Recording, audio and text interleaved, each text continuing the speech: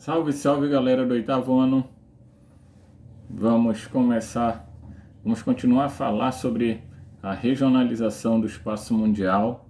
Nas últimas aulas nós falamos aí sobre diversas maneiras de regionalizar o mundo. E hoje nós vamos continuar falando sobre a regionalização do mundo através do IDH, tá? Vocês vão encontrar isso no livro, tá?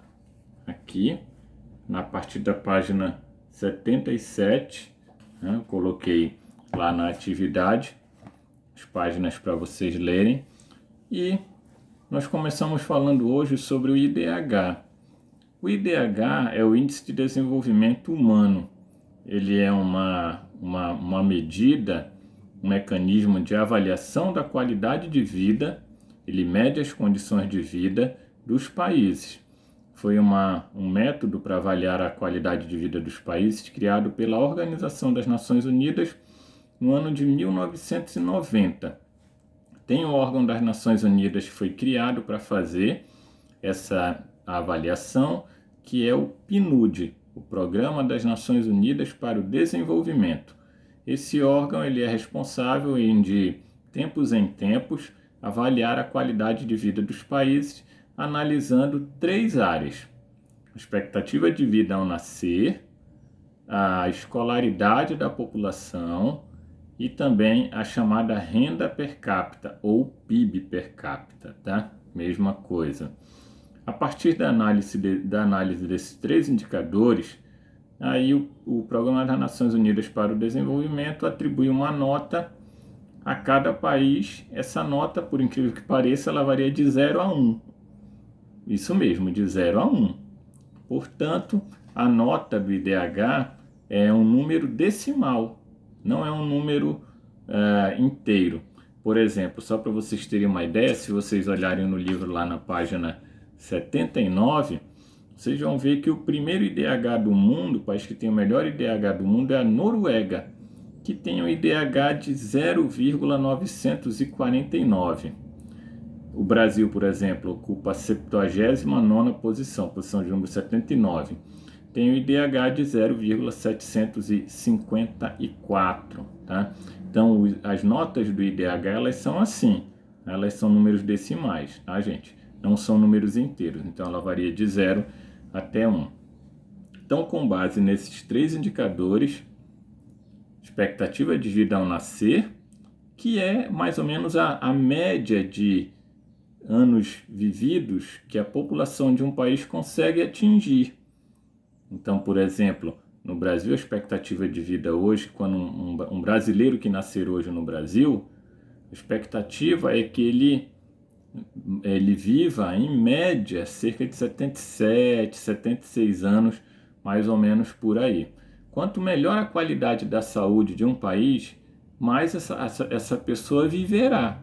Então, uma pessoa que nasce no Japão tem a possibilidade de viver bem mais que no Brasil, porque a saúde por lá é melhor do que por aqui, né? A escolaridade é a média de anos estudados da população de um país, né? Então, o Brasil, por exemplo, tem uma média de estudos hoje que está na casa de 9 anos de estudos, por exemplo. Mas eu estava olhando aqui o livro, mas a Noruega, por exemplo, não está aqui no livro, eu estava olhando, mas a Noruega, por exemplo, tem uma média de estudos de cerca de 15, 16 anos. Bem mais do que o Brasil, né?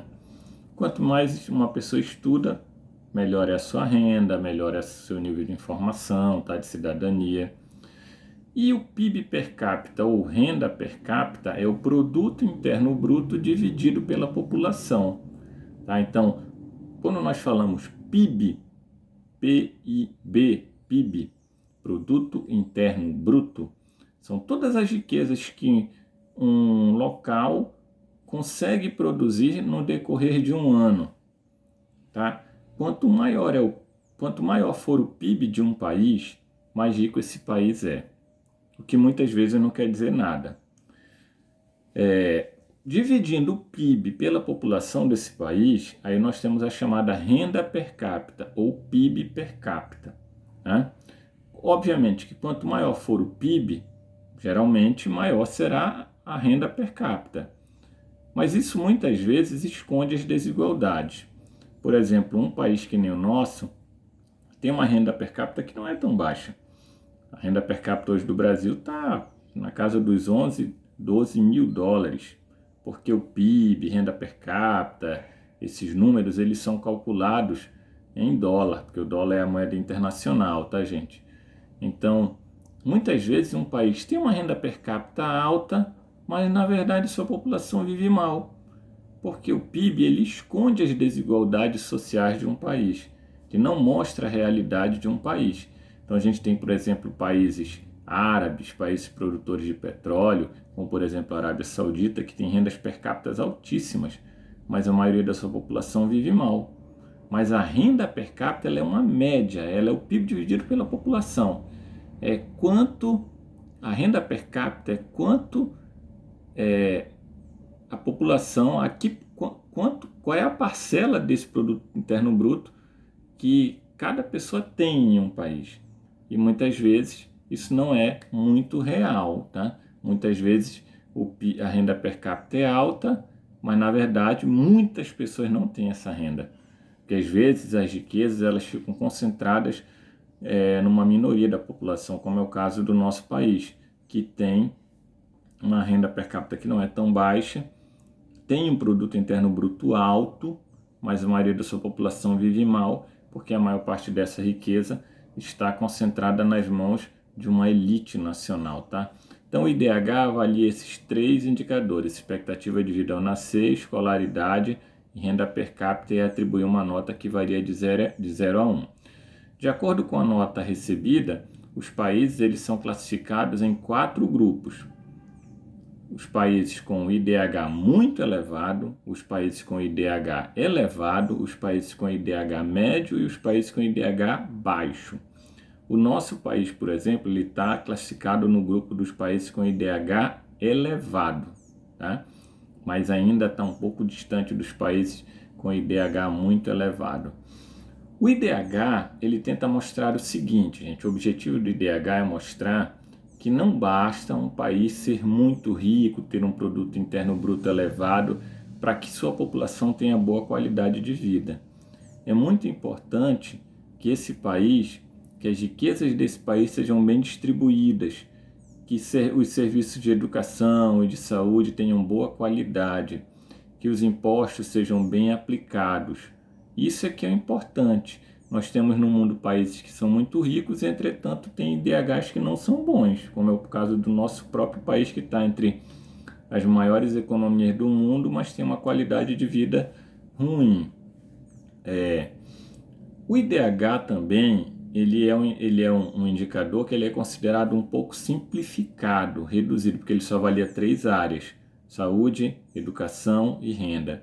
Daí o que a ONU fez nos últimos anos? Ela criou indicadores para tentar avaliar outras áreas que o IDH não deu conta de avaliar.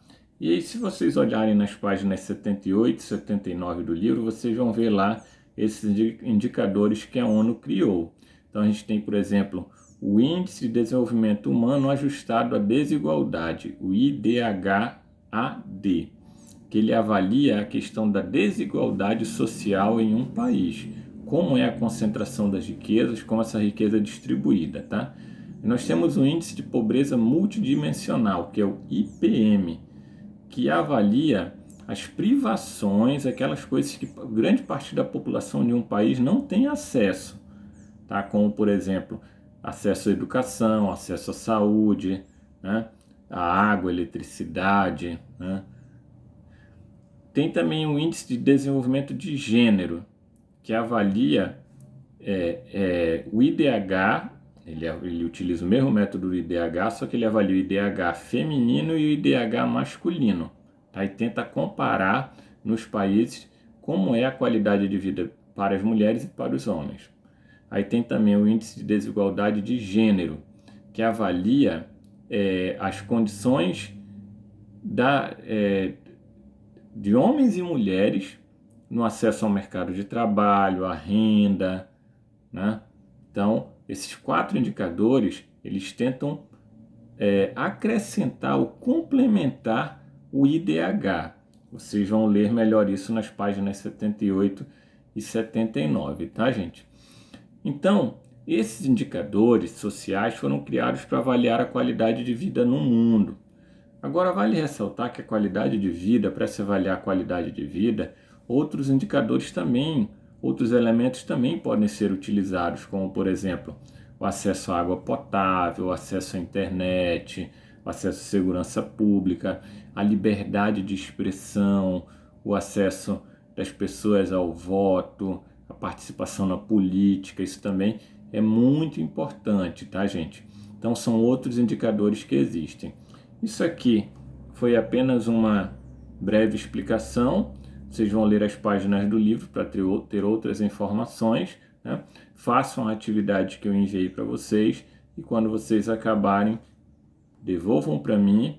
Vocês do 8º ano estão fazendo poucas atividades, é fundamental que vocês façam as atividades, porque é a partir dessas atividades que nós vamos fechar as notas das nossas avaliações, tá, gente? Um grande abraço. Espero a devolutiva das atividades de vocês e na próxima aula a gente se encontra.